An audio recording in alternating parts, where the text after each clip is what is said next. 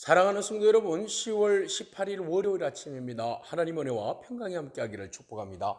좋아요, 구독 꼭 눌러주세요. 천만 성도 큐티하는 그날까지 우리 함께 달려가도록 하겠습니다.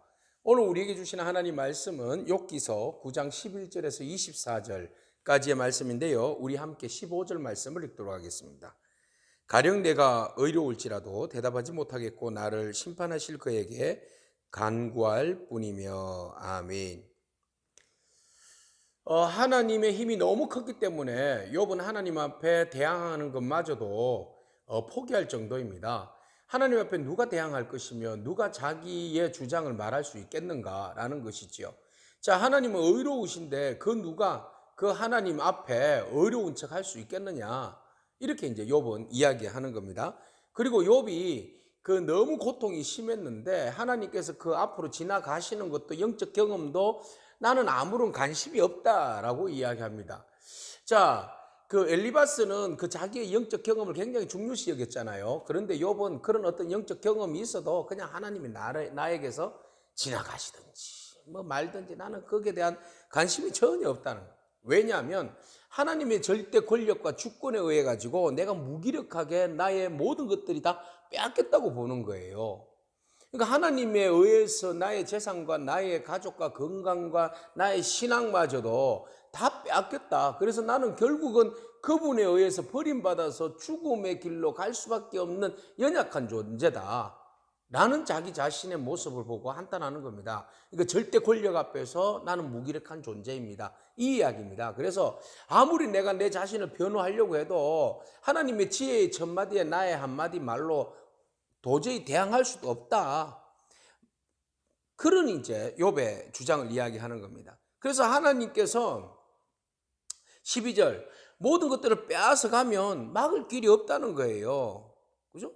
왜 그랬냐고 물을 사람도 물을 길도 없다는 거죠. 하나님이 진노하시면 그것을 돌이킬 자가 아무도 없다는 겁니다. 그러니까 속수무책이에요. 그 누가 하나님 앞에서 가져갔다고 해서 대항할 사람이 있고 억울하다고 해서 항변할 사람이 어디 있는가? 그래서 욥은 말합니다. 15절 내가 가령 어려울지라도 대답하지 못하겠고 나는 그저 심판하실 하나님 앞에 간구할 뿐이다. 아무런 내가 할 수 있는 것이라고는 아무것도 없어요. 이야기한다고 먹히는 것도 아니고 그저 하나님 앞에 그 엄청난 그 대항할 수 없는 그 하나님 앞에 그저 그냥 나는 엎드려서 은혜만 구할 뿐이다. 하나님이 의를 행하시든 악을 행하시든 나를 죽이시든 살리시든 나는 그 앞에서 할 수 있는 거라고는 아무것도 없다. 그렇지만 속으로는 마음이 아프다는 거예요. 왜? 공의롭고 의로우신 하나님이 그 뜻을 따라서 순종하고 의롭게 살려고 노력하는 자들에게 그나마 하나님 은혜를 베풀어 주셔서 잘되고 평탄한 길을 주셔야지 왜 이렇게 고난과 어려움과 죽음의 길까지도 몰고 가시냐 이 말이에요. 그 말이 욥은 너무 이해할 수 없고 아프다는 겁니다. 그래서 하나님은 인정사정 안 봐주신다는 거지. 아무리 내가 공의롭게 의롭게 살지라도 의로운 자 하나님은 관심 없다는 거예요. 그래서 욥은 계속 이야기해요. 자기의 의로움을 이야기하지만 그 의로움은 하나님 앞에 안 통한다. 7절에 그가 폭풍으로 나를 치시고 까닭 없이 상처를 깊게 하시며 나를 숨쉬지 못하게 하시고 괴로움을 내게 채우시는구나. 그러니까 나의 의로움하고는 상관없이 이야기합니다. 그때 사단이 이야기했잖아요. 까닭 없이 욥이 어떻게 하나님 앞에 충성하고 순종하고 경외하며 온전할 수 있습니까? 그럼 물었잖아요. 근데 오늘 여기에서 욥은 하나님 앞에 그분이 나를 까닭 없이 괴롭힌다는 거예요. 까닭 없이. 내가 뭐 잘못한 거 있으면 괴롭혀도 괜찮은데 잘못한 것도 없고 아무런 까닭이 없는데 왜 하나님은 나를 폭풍으로 치시고 까닭 없이 나를 상처를 주시고 숨도 못 쉬게끔 괴롭게 나를 만드십니까 하나님? 이제 뭐 욥이 이제 하나님 앞에 좀 직설적인 항의를 하는 거예요. 예? 보세요. 욥의 심적인 변화가 자꾸 이제 달라져 가고 있어요. 그죠? 처음에는 뭐 주신 것도 하나님이요. 거두가시는 것도 하나님. 하나님이 복도 주시는데 뭐 벌도 받아야 되지. 뭐 네 입으로 어떻게 하나님을 저주하냐. 그러고 부인에게 막 뭐라 하고 친구들 막 정죄하고 그랬잖아요. 그랬는데 이 고난이 너무 심하니까 이제 하나님을 향하여서 나를 창조하신 하나님, 당신이 뜻대로 의롭게 사는 나에게 이렇게 고통을 주시는데 도대체 이게 무슨 일입니까? 하고 지금 항의하는 거예요. 나의 억울함을 하나님 앞에 항의하고 싶고 하나님 소환해서 이 재판을 본격적으로 붙이고 싶지만 하나님 앞에서 재판할 수도 없다. 19절 힘으로 말하면 그가 강하시고 심판으로 말하면 누가 그를 소환하겠느냐.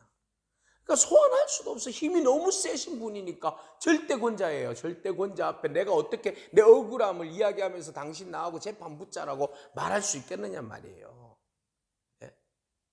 20절 내가 의로울지라도, 21절 나는 온전하다마는, 22절 하나님이 온전한 자나 악한 자나 같이 멸한다. 하나님은 온전한 자를 돌아보지도 않고 온전하든 온전하지 않든 같이 멸하시고 온전한 자에게도 정죄하신다. 이게 무슨 공의의 하나님이냐. 갑자기 재난이 닥쳐 죽을지라도 무죄한 자와 무죄한 자의 절망도 그가, 죄가 없는 자의 절망도 그가 비웃는다.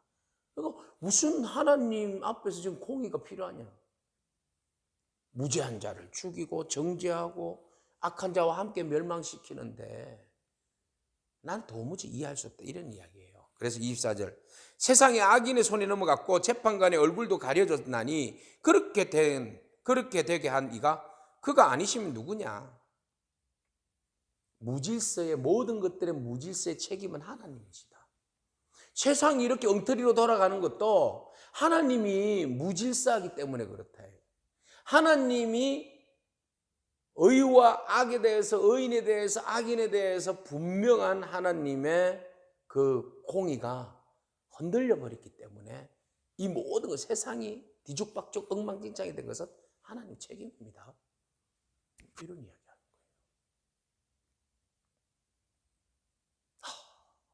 거예요. 충격적인 사실이에요. 근데요, 이 충격적인 이야기를 하는 욥의 마음을 우리가 읽기를 원합니다. 어떻게 하나님 앞에 불경건하게 이렇게 대항할 수 있어? 뭐 하나님 책임이라고. 하나님, 야, 그러면 안 되지. 욥 너는 이렇게 나가는 것보다는 자, 오늘 욥의 마음을 봅시다. 너무 하나님께 멀리 떠나가고 있어요. 그죠? 우리 스스로가 너무 고난에 지쳐서 하나님으로부터 자꾸 멀어져요. 기도도 멀어지고 말씀도 멀어지고 예배도 멀어지고 하나님 말씀 가운데 묵상하는 것도 멀어지고 자꾸 멀어져요. 그리고 자꾸 한숨만 나오고 하나님에 대해서 자꾸 저항하고 싶고 대항하고 싶고 하나님께로부터 등을 돌리는 우리 모습 보게 돼요.